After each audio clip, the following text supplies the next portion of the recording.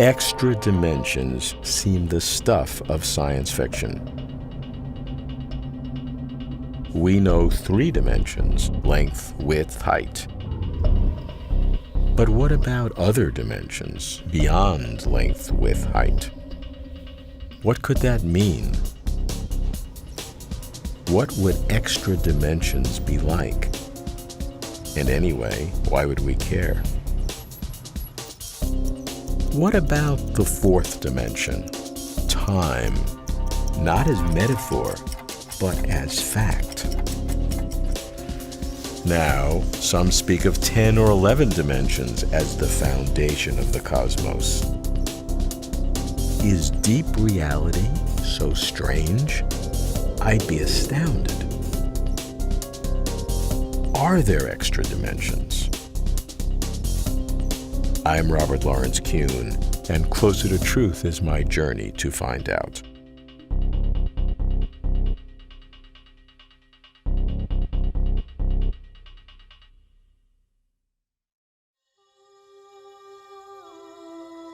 To understand extra dimensions, I should know how this unexpected idea developed.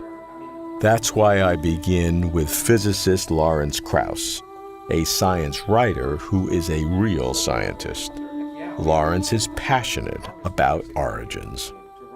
The idea of extra dimensions has been around for a long time in different contexts, partly because I think people crave this unknown universe in one form or another. I think we're hardwired to really want there to be more out there than we can see. I would say that the modern precursor, the thing that really started driving us in that direction, were the experiments of Michael Faraday back in the 1860s and 70s in England, where we began to learn about electricity and magnetism. And that was a beautiful episode in the history of science where what was discovered was that these 2 very different ideas, electricity and magnetism, these apparent very different forces, were really different manifestations of the same thing. What came out of that was one of my favorite calculations, is this remarkable fact that when you shake an electric charge, you predict that an electromagnetic wave will go out.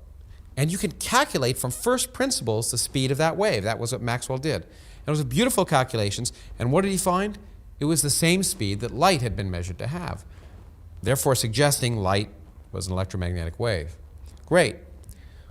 But that causes a problem. And it was Einstein who really began to recognize that problem. And people often don't understand the genius of the revolution that Einstein created.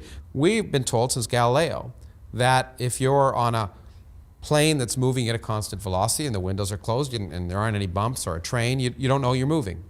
The laws of physics are the same as long as you're moving at a constant speed. What's the problem? Well, I shake a charge on my plane, an electromagnetic wave goes away from me, and I can calculate the speed because I'm a physicist and I can calculate it and I can measure it, and lo and behold, they agree. But what if you're on the ground watching that whole thing happen?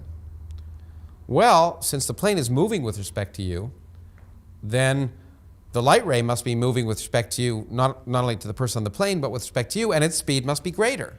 It's the speed of light plus the speed of the plane. But that's a problem, because on the ground, I can calculate the speed of light from first principles, given the strength of electricity and the strength of magnetism.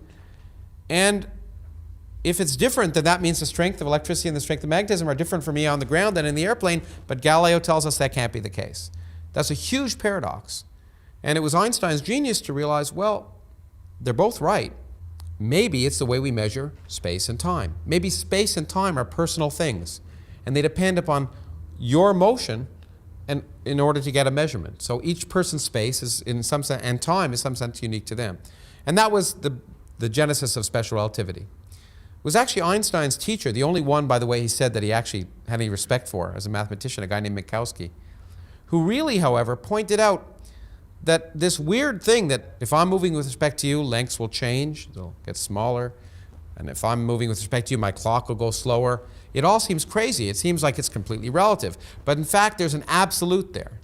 There's an absolute in the sense that if you think of the world as 4-dimensional, time being an extra dimension, then when I'm moving with respect to you, what I'm really kind of doing is rotating in this 4-dimensional space. So my space is your time and your time is my space a little bit. And when those get mixed up, you explain the wonderful results of Einstein. And so we now say that we live in a four-dimensional Minkowski space. So suddenly, time is like an extra dimension, not exactly like space, but suddenly we see we live in this four-dimensional universe. And by the way, that idea... Einstein shook up our static three-dimensional world by boldly adding time as a fourth dimension. His radical insight enabled other scientists to ask, what else might be lurking deep within the foundations of the forces of reality? Extra dimensions seem so bizarre. I need help. So I go to New York to meet Michio Kaku, a physicist known for explaining far-out science. Michio, extra dimensions is front and center in the scientific world. No longer just science fiction. How significant is this in our understanding? Let me tell you a story. When I was a child growing up in San Francisco, I used to visit the Japanese tea garden and to visit the carp swimming just beneath the lily pads in a two-dimensional pond. I used to spend hours looking at them. They would swim forward, backward, left and right. Their eyes were to the side, and they couldn't see me. I was in the third dimension. I was in hyperspace. They were totally unaware that there was a universe beyond their pond. And then I thought, well, what happens if I reach down and grab one of the fish, lift the fish up? Maybe that fish was a scientist, and the scientist would say, bah, humbug, science fiction, there's no world of up. Up does not exist. Well, I would grab this scientist, lift them up in the world of up, hyperspace, the third dimension. What would he see? He would see beings breathing without water, a new law of biology. Beings moving without fins, a new law of physics. And then I would put the fish back into the pond. What kind of stories would he tell? Well, today, we physicists believe, we cannot prove it yet, but we are the fish. Thinking that anything beyond our pond, anything beyond our little puny universe is science fiction. We say, bah, humbug. You see, in three dimensions, there's not enough room to put all the laws of physics. But when you go to this larger pond, this pond of hyperspace, then all the laws of physics just fit together like a jigsaw puzzle. We live in a three-dimensional world. We see pieces. We see the electromagnetic force. We see gravity. We see nuclear force. Little pieces of this unified field theory. We bring them together. Now we have the theory of the quantum theory, the theory of the small, the theory of atoms. We have the theory of Einstein, the theory of space, time, relativity, but they don't fit together until you go into hyperspace, and then they fit together beautifully. Look at smoke. Smoke permeates throughout a room. Smoke permeates in all three dimensions, but smoke never disappears. Smoke never floats into the fourth dimension. Therefore, a fourth, fifth, sixth dimension has to be smaller than smoke. But atoms also don't suddenly drift away into hyperspace. Therefore, these higher dimensions have to be smaller than an atom, or else our universe would float away, okay? All right, now we have, that's on the microscopic scale. What about large extra dimensions that seem to be talked about now in some theories of cosmology? Well, strings can only vibrate in 10 dimensions, but in the 90s, there was a revolution that it turns out that if you add an 11th dimension, one more dimension, then membranes can exist. Not just little strings, but beach balls and golf balls can vibrate. And perhaps our universe is a membrane, in which case perhaps some of these dimensions could be large, perhaps even infinite. So once you go from the 10-dimensional world of strings, where these dimensions are very tiny, and go to an 11 dimensions, then you're talking about a whole new picture, a picture whereby some of these dimensions could be huge. And that may even explain why gravity is so weak. Gravity is a very weak force. Perhaps gravity oozes, escapes into these higher dimensions, and that's why gravity is so weak. The so-called hierarchy problem, which gravity may be 10 to the 39th or 10 to the 40th times smaller than the electromagnetic force. It seems if these two are fundamental forces, to have such a vast difference in scale doesn't seem to make sense. That's right. I could put sheets of paper on the table, comb my hair, and you do this in elementary school, pick up the sheets of paper. Well, I just defied gravity. The Earth weighs 6 trillion kilograms. I defied 6 trillion kilograms with a comb by picking up pieces of paper with the electric force. That's how weak gravity is. We are like flies on flypaper. The flypaper represents our universe. We're stuck. We can't get off. But gravity oozes between flypapers, and therefore we can actually perhaps detect experimentally the presence of alternate universes. This is not just science fiction. Am I as if a fish in a pond? Extra dimensions, small and large, weaving the new fabric of reality. But is reality so fantastic? The key, Michio says, is string theory, which requires 10 or 11 dimensions to unify the laws of physics. I need more on these compact extra dimensions. I'll ask David Gross, one of the founders of string theory and a Nobel laureate in physics. We meet at Caltech. This is one of the surprising things that came out of string theory, even though the idea of extra dimensions has been contemplated before. In string theory, it was discovered that we had to have more than the 3 spatial dimensions that we see around us. And of course, since we don't see them, they have to either be very small or, as was discovered more recently in the last decade, there could be large extra dimensions in what are called warped geometry, so that, again, the stuff we're made out of could be stuck in the 3 that are visible. So these are all possibilities within string theory, and in which there are a myriad of many too many possibilities. Many too many for us to be very predictive about the consequences of the theory, and therefore they should all be explored. Some of them give rise to very interesting scenarios, predictions, or if those scenarios were correct, things that observers should look for. They give rise to different cosmological scenarios that could be tested.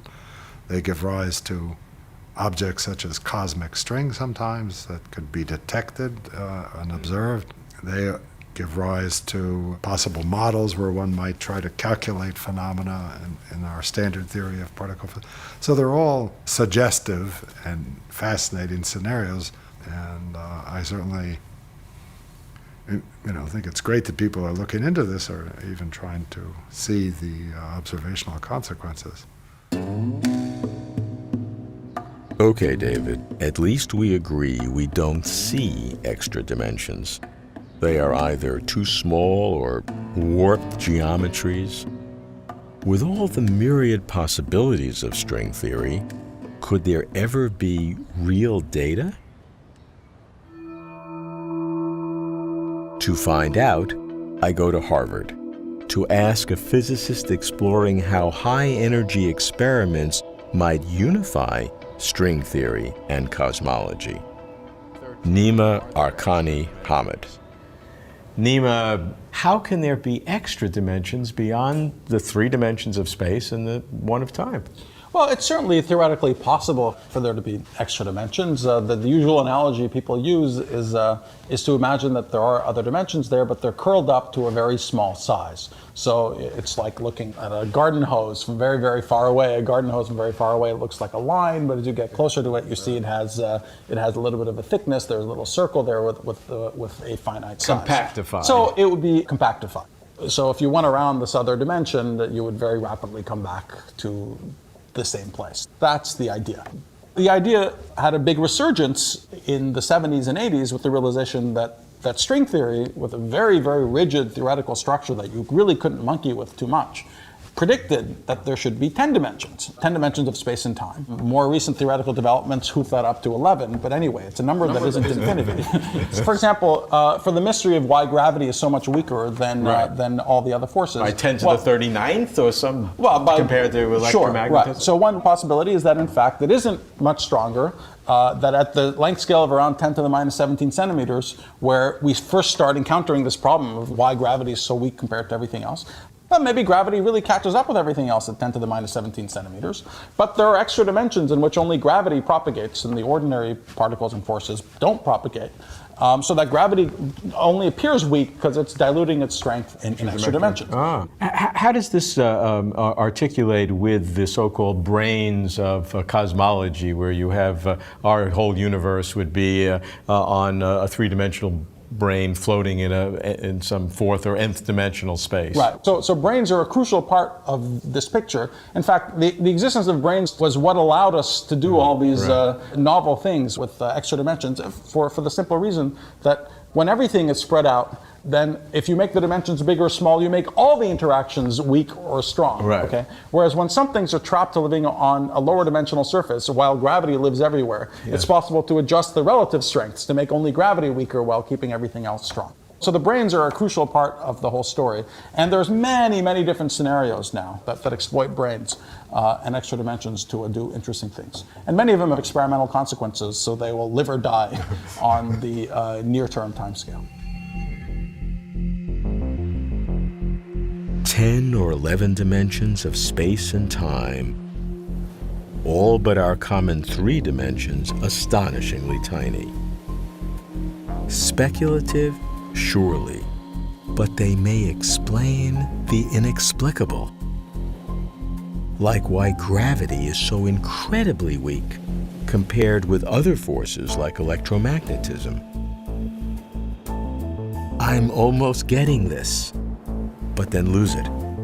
So how again could extra dimensions, fiendishly complicated, make the world simpler?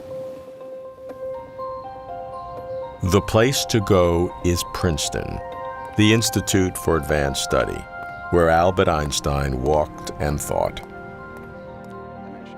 I meet Juan Maldacena, whose startling discoveries have turned this unassuming Argentinian into a kind of string theory rock star. Suddenly I'm hearing all about extra dimensions. What is all this extra dimensions? It's hard to comprehend. A dimension is where a particle can move. So how many variables do you need to specify the position of a particle? Okay.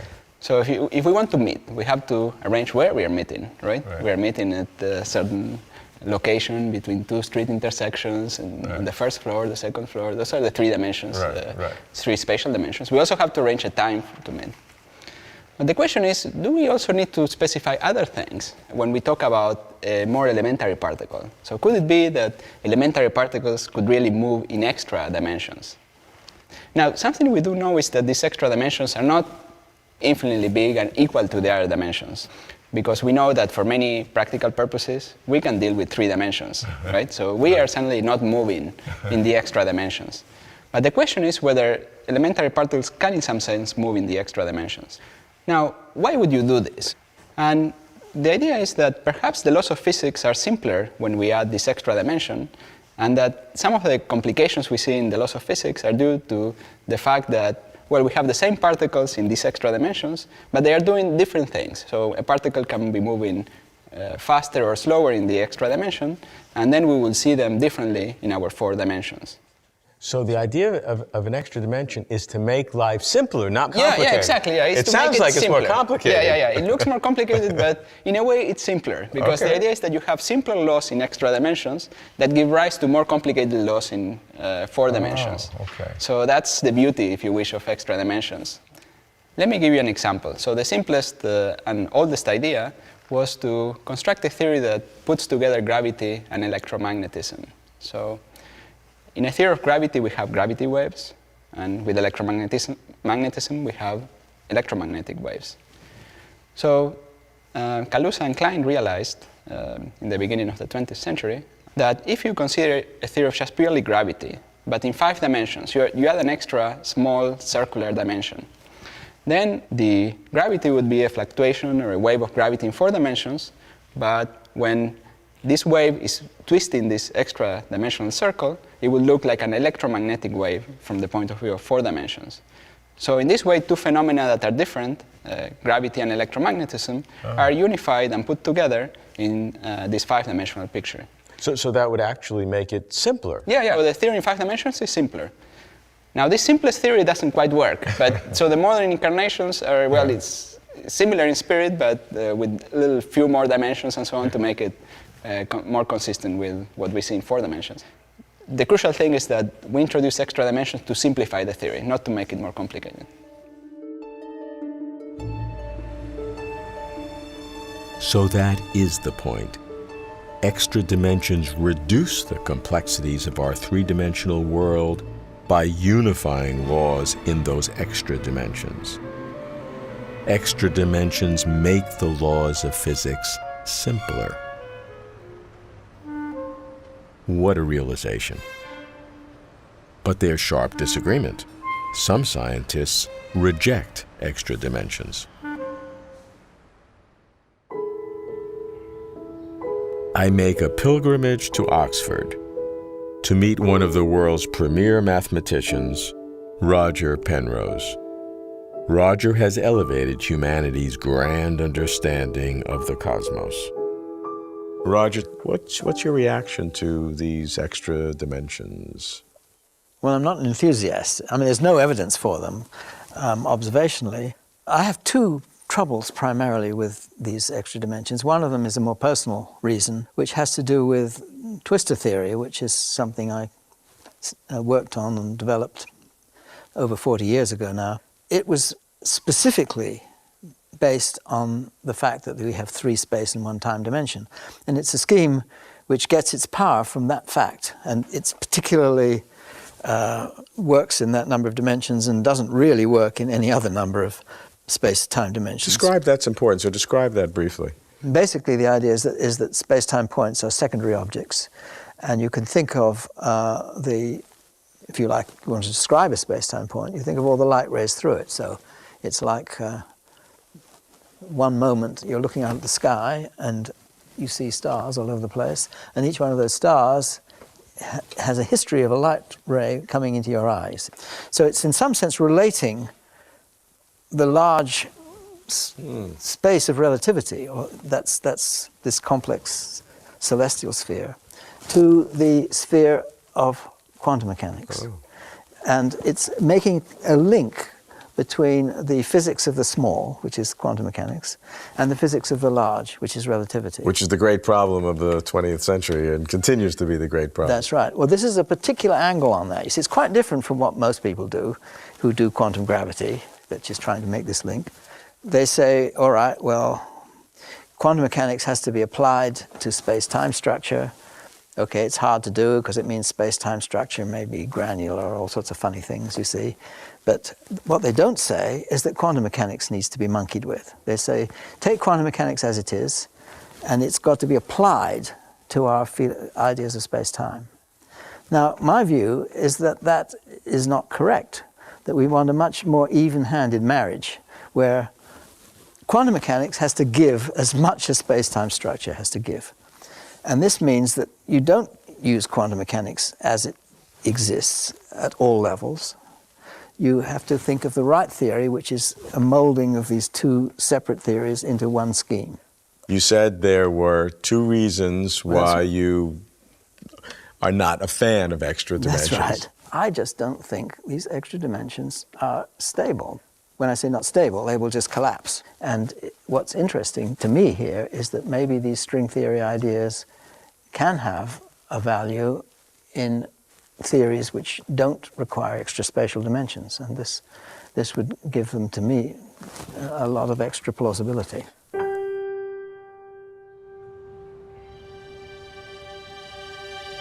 Harvard, Oxford, Caltech, Princeton, New York. I've traveled thousands of miles in search of the smallest facets of our cosmos. It's the great human quest to dig up the foundations of mass and energy, space and time. The drive is for simplicity, to explain how the world works concisely and elegantly.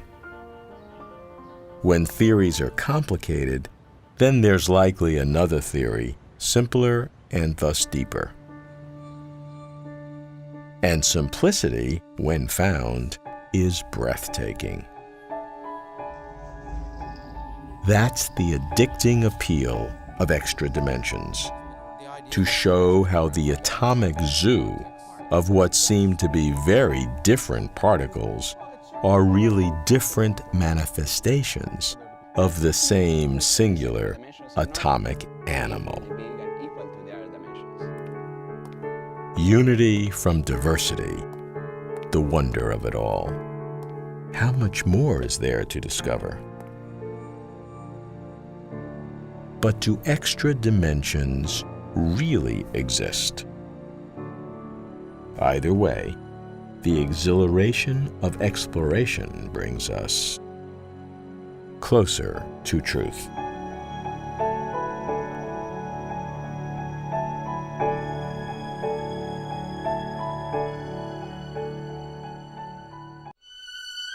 For complete interviews and for further information, please visit closertotruth.com.